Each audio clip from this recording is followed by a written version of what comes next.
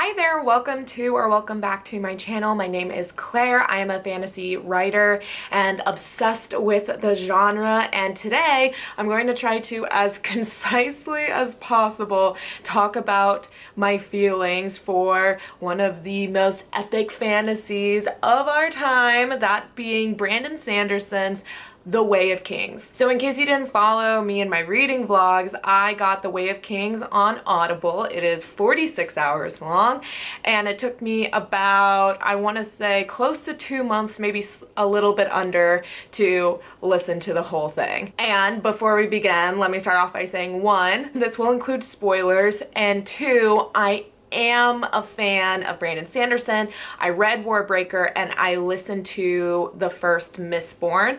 I follow him on YouTube. I watched all his writing courses. I like watching some of his Q&A live streams. So I really like him as a person and a teacher of the craft, and his passion specifically for the fantasy genre. I admire him a lot. I didn't really know what to expect getting into this series. I didn't know a lot about it, other than that there seemed to be a lot of hype and a lot of love around it, despite how enormous these books were. So I'm gonna break down a few pros, a few cons, and then get into the three main character POVs. So there's definitely going to be some positives, there's definitely going to be some negatives.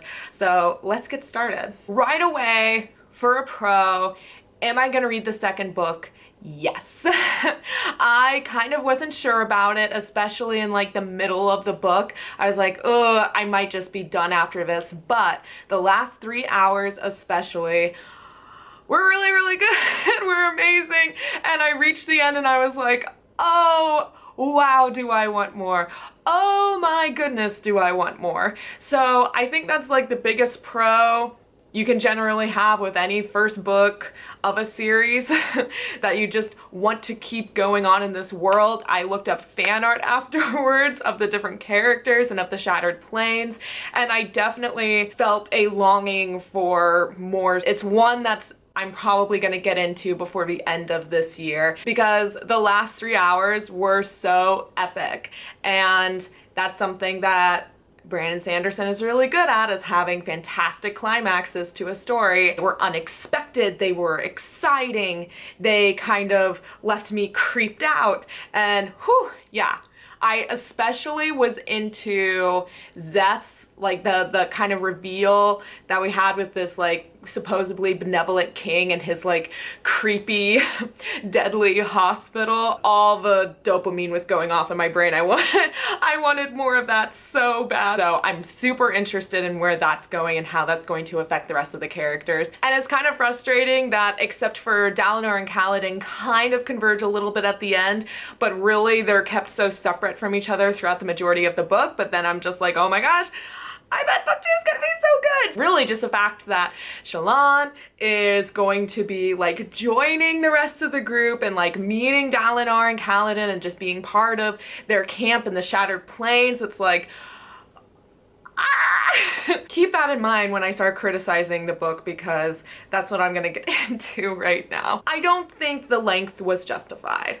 Personally, I think it could have been so much shorter and would have been just as successful as a book, if not better. Brandon Sanderson obviously wrote it the length that he wanted it to be. It's his story. I do understand that and can respect it, but personally, I probably would have cut all of Kaladin's backstory chapters. While there were some interesting tidbits in it, I continuously was just I just don't find it necessary to be explicitly in them. I think it would have been just as successful if this backstory stuff was just hinted at, like it was for the first third of the story, and then it gets explicitly into his backstory. But if it continued just to be hinted at, I would have picked up. I understood that a brother that he really loved died, and that bad things happened in his past, and that he was betrayed, and blah, blah, blah, blah. Especially as often as we went back to those chapters, because they took up a good chunk of the book. So it's not like we went back once or twice, which maybe would have been really successful, but we continued to go back again and again. And by the third or fourth time, I was like, I get it.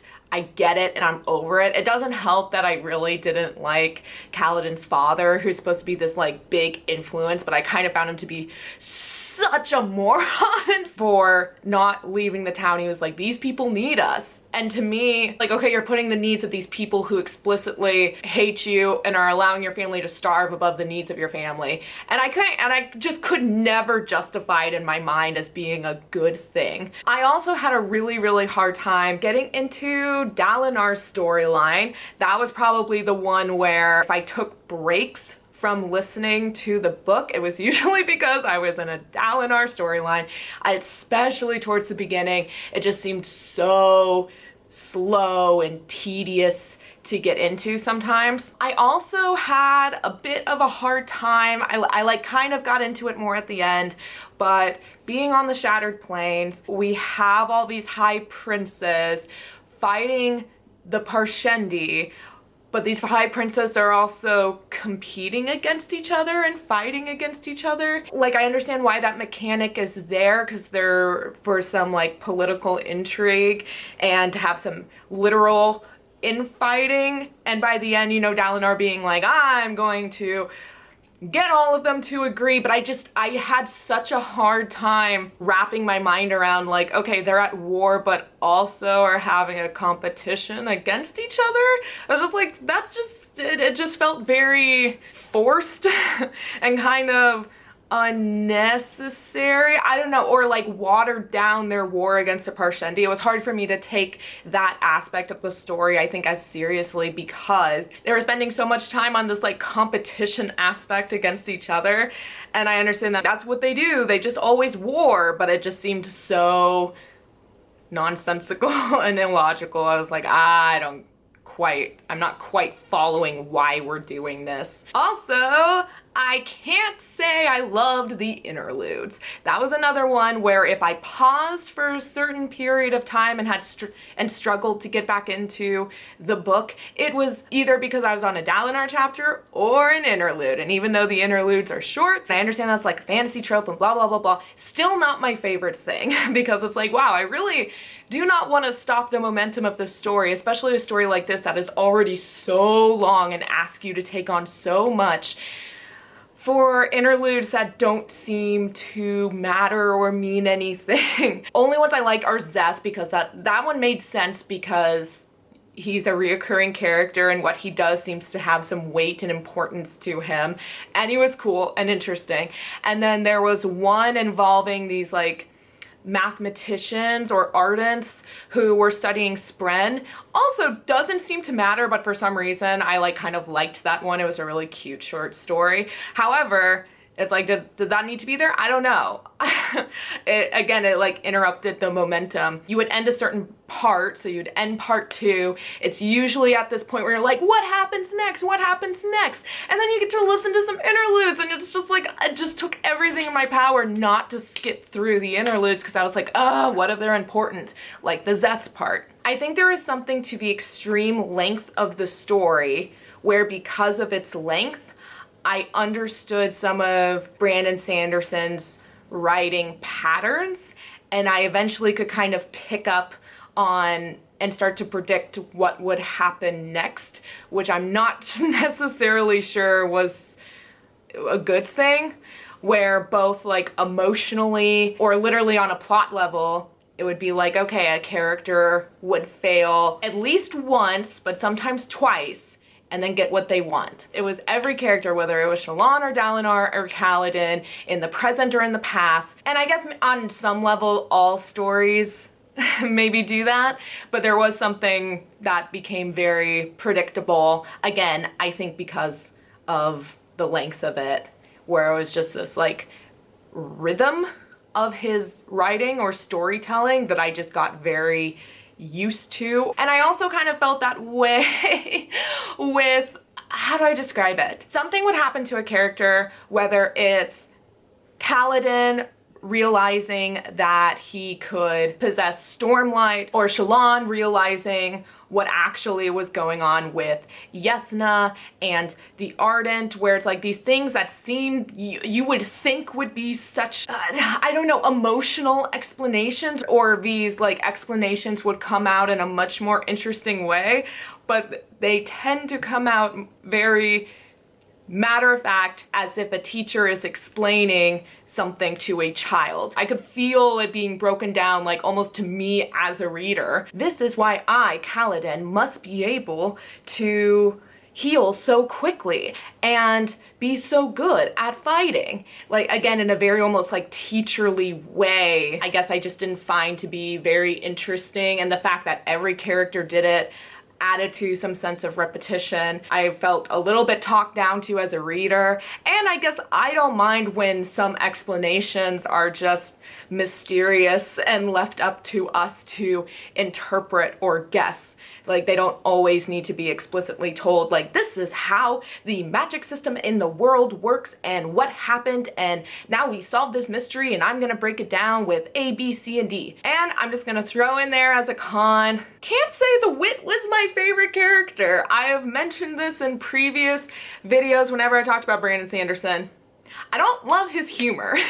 I find it to be very weird, and the wit is just like purely Brandon Sanderson humor, and I found that to be very grating, and those are often in the Dalinar chapters, so part of the reason why I struggled with Dalinar. But speaking of, let's go over the characters individually and just throw out some things that I liked or didn't like about them specifically.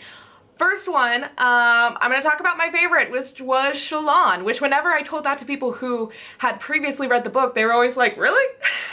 You like her more than Kaladin? Yes, I did. I liked her a lot. The only thing I didn't like is that, like I said, that I listened to this over Audible, and the female voice actress is absolutely terrible. She is one of the worst voice actors I have ever heard for an audiobook. So it was kind of grating, but I eventually got, like, I don't know, just used to her voice and used to her rhythm, but God, she was very monotone and strange and had a really terrible cadence to the way she talked. But beyond that, I just loved Shalon's story right away. The fact that she has this like weird mystery involving her father's death, and she's this young girl who is extremely sheltered, but now she's going out into the world in the big city, and you think that she's just like a girl who's exploring, and then you find out that no, she wants to take Yesna's storm, what is it called? Stormcaster, spellcaster, whatever, the bracelet thing. It turned into like a jewel heist. But then she actually turns to really respect Yesna and like studying. Just, there was so much about it I really enjoyed. And then she started seeing those creatures, and she was an artist, and she was like drawing them without realizing they were there. And then she goes into that mysterious world. I liked her storyline. I was almost always engaged. I say almost because, God, I hated the Ardent. I hate that Bance, and their like flirtations was just borderline disgusting because it was so bad.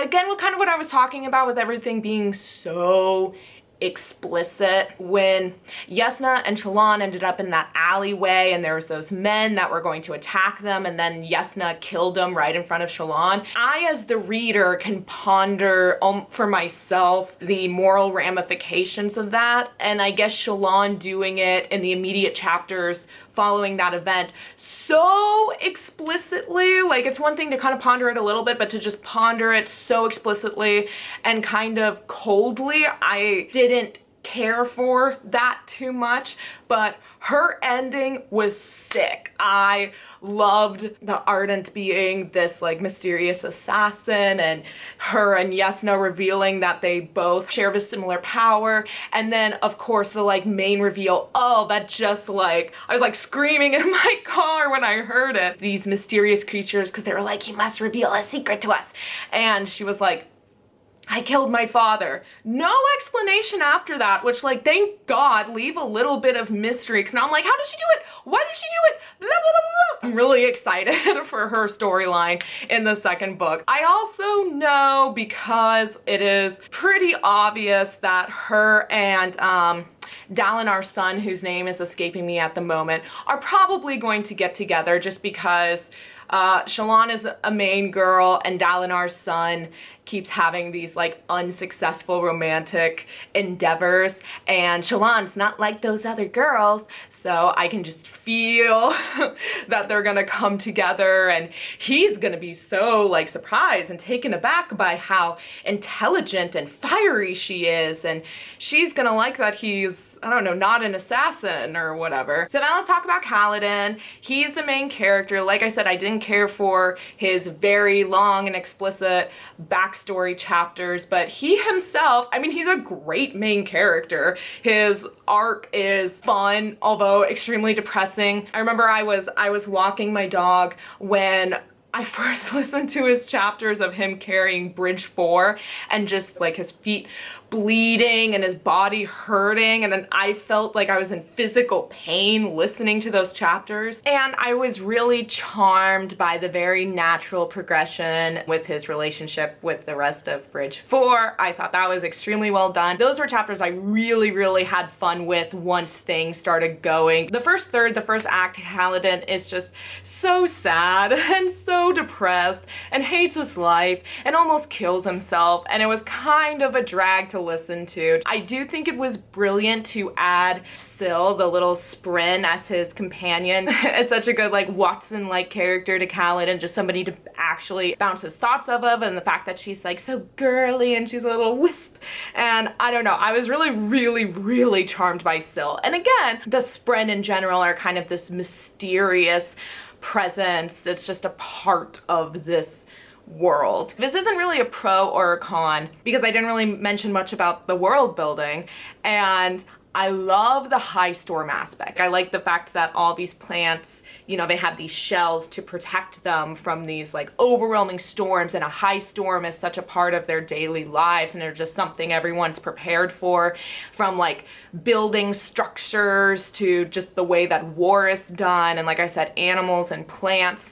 Although the fact that like every animal is just like some sort of a crab, has some sort of shells, it's not very aesthetic, and it's kind of I like that for the plants, and I like that for some animals. For some reason, applying that to all animals I find very funny.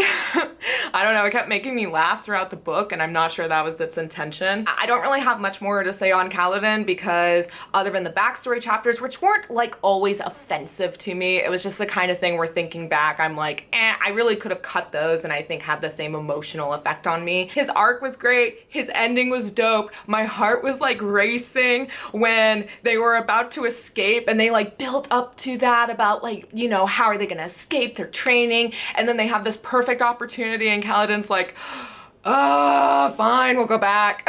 We'll save them even though I hate them. Like all of that was really well done, and I was just like, oh, Kaladin, you're so fun. And then him like just getting all that stormlight and throwing out his shield and all the arrows hitting it. He's the main character, he's really well done. I can't wait to read more about him in the second book. So then we go on to Dalinar, and I do not dislike Dalinar. He reminds me of Ned Stark, where he's just a very solid person. I like the fact that he's getting more into these ancient texts called the Way of Kings that his brother got really into, and that he's changing in a way that his brother is changing, and he's having these flashbacks. The flashbacks kind of pissed me off. I like it in theory, but there was something about the way they were done. Well, one, there were so many of them and they were so long. And again, those are parts kind of like with Kaladin's backstory where it's like, yeah, they're not inherently offensive, but God, you could cut them and it would be the same. Like, especially his first flashback just went on and on and on. I remember I was listening to it and then I got distracted, and when I realized that I was distracted and started focusing again, it was like 5 minutes went by and he was still just fighting this thing in his, not a flashback, I shouldn't call them flashbacks, in his vision, and he was just fighting this mysterious thing, and it was just it took forever. And I guess it didn't really matter to me because the family he was protecting and these creatures he was fighting, it's like, I don't know what that means. I don't know who these people are. I don't care. I'm not grounded in this world. You're not even grounded in this world, Dalinar.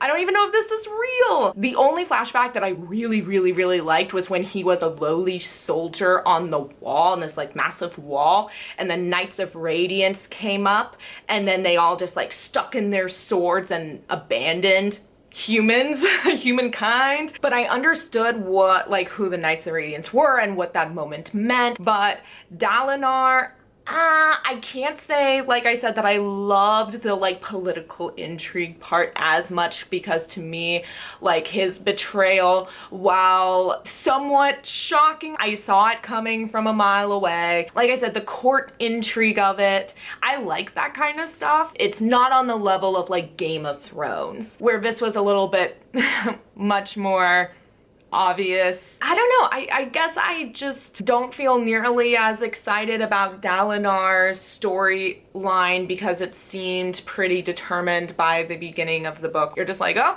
Dalinar's a really good person, and now he's even more of a good person. And it was just like, okay, I guess Dalinar's a good person. You know, it's just not as an interesting of an arc compared to Kaladin or Shalon. I guess Dalinar just felt a little bit more straightforward and therefore a little bit more boring. I did like Adolin, that's his name. And oh, I really liked their shard plates and the way that they get their swords. Their shard plates, that is just a bunch of shells. I thought those like action scenes were cool. Part of the thing why I'm not clicking with Dalinar's storyline until the end, I was definitely a little bit more like involved and cared, probably because I knew them so well and I liked that other storylines were converging. I liked when he like basically texted Yesna, but like in a really fantastical way. And I also really liked when he just put on all his shard plate and got his sword and went down to the ravines and was just like so frustrated he was just pounding against rock. That just felt very human to me in a way where Dalinar is just kind of like cold and distant sometimes. But again, his ending was really cool. I like the idea where he's just finally, it took forever, but where he's like, okay, I'm gonna unite them. Hi, princes, we're gonna unite. Did that need to take 46 hours to get to that conclusion? I don't think so personally, but I'm glad we're finally there. I think that will be a very interesting series of events, especially, and again, the name is escaping me, but his arch rival who betrayed him. I was a little bit bad when Dalinar came back. The fact that he didn't just like beat that man's ass and killed him was like very confusing to me, where I was like, okay, he betrayed you, you can like cut his head off or whatever, no one's gonna blame you. That is what I thought about more or less of The Way of Kings. Obviously it is such a huge and epic book, it's hard to get into every detail without making these videos like 46 hours in and of themselves. So if there's anything from this book that really stood out to you, like your favorite parts, your least favorite parts, put them down in the comments below. There's definitely a lot of material there to go over. I hope you guys really enjoyed this review. Like I said, before the end of this year, I will be starting the second book in the Stormlight Archives. I'm excited to see where it goes. And even though it was, this first book, The Way of Kings, was kind of a bumpy ride for me, the ending definitely justified the journey, the tumultuous journey. And I keep hearing from so many people, both in real life and online, how much better the second book is. So I'm pretty sold on that read. If you liked this, make sure to give it a thumbs up and to subscribe so you don't miss out on any book reviews or book related content in the future. That helps me and my channel out so much with any likes or sharing, commenting, or subscribing. I am seeking to get this channel monetized, so any sort of support like that helps. Thank you so much for watching, and I will see you guys next time. Bye!